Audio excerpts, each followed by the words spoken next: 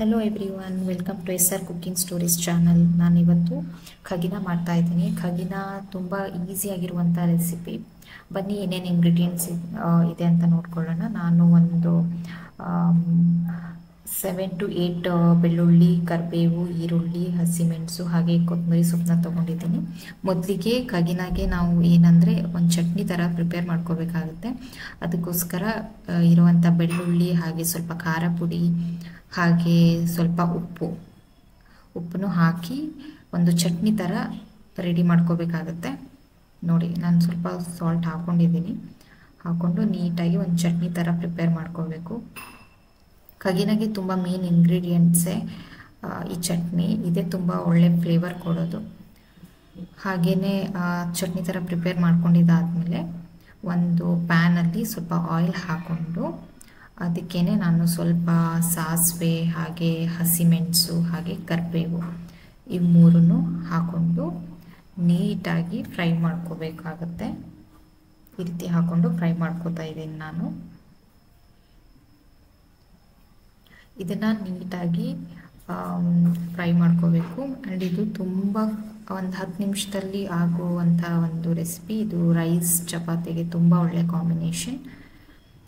ಈ ರೀತಿ ನಾವು ಫ್ರೈ ಮಾಡ್ಕೋಬೇಕು. ಫ್ರೈ ಮಾಡ್ಕೊಂಡಿದ್ದಾದಮೇಲೆ ಇದಕ್ಕೆ ಸ್ವಲ್ಪ ನಾವು ಉದ್ದುದ್ದಾಗಿ ಹೆಚ್ಚಿಟ್ಕೊಂಡಿರುವಂಥ ಈರುಳ್ಳಿನ ಹಾಕ್ಕೊಂಡು ಇದೇ ರೀತಿಯೇ ಮತ್ತೆ ಫ್ರೈ ಮಾಡ್ಕೋಬೇಕು. ಈ ರೀತಿ ಆನಿಯನ್ಸ್ ಎಲ್ಲ ಹಾಕ್ಕೊಂಡಿದ್ಮೇಲೆ ಇದಕ್ಕೆ ಆನಿಯನ್ಸ್ನ ನಾವು ಉದ್ದುದ್ದಾಗೆ ಹೆಚ್ಕೋಬೇಕು. ಏನಕ್ಕಂದರೆ ಅದೇ ತುಂಬ ಒಳ್ಳೆ ಟೇಸ್ಟ್ ಆ್ಯಂಡ್ ಫ್ಲೇವರ್ನ ಕೊಡುತ್ತೆ. ಹಾಗಾಗಿ ಈ ರೀತಿ ಉದ್ದುದ್ದಾಗಿ ಕಟ್ ಮಾಡ್ಕೊಂಡಿರುವಂಥ ಈರುಳ್ಳಿನ ಹಾಕಿ ಫ್ರೈ ಮಾಡ್ಕೋಬೋದು. ಈ ರೀತಿ ಫ್ರೈ ಮಾಡ್ಕೊಂಡಿದ್ಮೇಲೆ ಆ್ಯಂಡ್ ಇದು ಒಂದು ತುಂಬ ಏನಂತಾರೆ PGಲಿರೋರು ಟ್ರೈ ಮಾಡ್ಬೋದು. ಆ್ಯಂಡ್ ಬ್ಯಾಚುಲರ್ಸ್ಗೆ ತುಂಬ ಒಳ್ಳೆ ರೆಸಿಪಿ ಇರ್ಬೋದು. ಏನಕ್ಕಂದರೆ ತುಂಬ ಕ್ವಿಕ್ ಆಗುತ್ತೆ. ಅದಕ್ಕೋಸ್ಕರ ಈ ರೀತಿ ನಾವು ಫ್ರೈ ಮಾಡ್ಕೋಬೇಕು. ಫ್ರೈ ಮಾಡ್ಕೊಂಡಿದ್ದಾದಮೇಲೆ ನಾನು ಇದನ್ನು ಸ್ವಲ್ಪ ಲೋ ಫ್ಲೇಮಲ್ಲಿ ಇಟ್ಕೊಳ್ತೀನಿ. ಲೋ ಫ್ಲೇಮಲ್ಲಿ ಇಟ್ಕೊಂಡು ಏನು ಎಗ್ ಇದೆಲ್ಲ, ಎಗ್ ತುಂಬ ಮೇನ್ ಇಂಗ್ರೀಡಿಯೆಂಟ್ಸು ಖಗಿನಾಗೆ.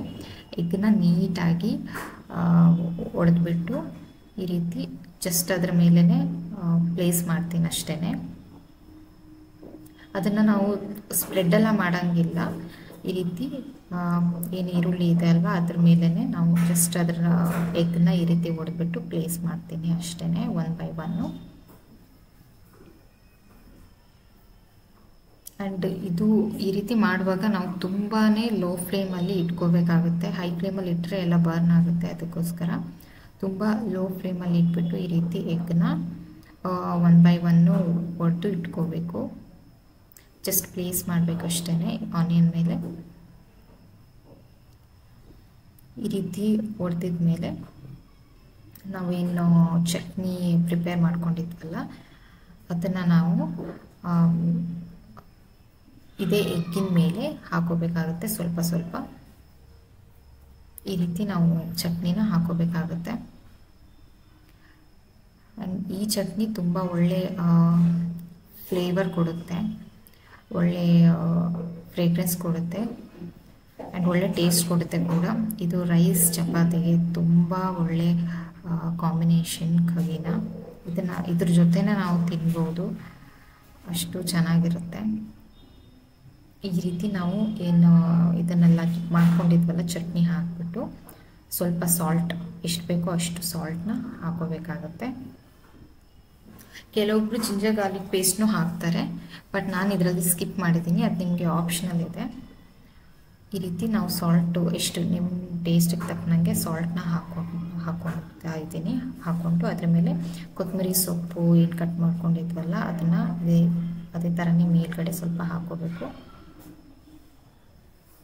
ಈ ರೀತಿ ಹಾಕ್ಕೊಂಡಿದ್ಮೇಲೆ ನಾವು ಇದನ್ನು ಲೋ ಫ್ಲೇಮಲ್ಲಿ ಇಟ್ಬಿಟ್ಟು ಲಿಡ್ನ ಕ್ಲೋಸ್ ಮಾಡಬೇಕಾಗತ್ತೆ. ಏನಕ್ಕೆ ಈ ಥರ ಲಿಡ್ ಕ್ಲೋಸ್ ಮಾಡೋದ್ರಿಂದ ಅದು ಏನು ಚಟ್ನಿ ಹಾಕಿದ್ದೀವಲ್ಲ ಅದು ಒಳ್ಳೆ ಫ್ರೇಗ್ರೆನ್ಸ್ ಕೊಡುತ್ತೆ.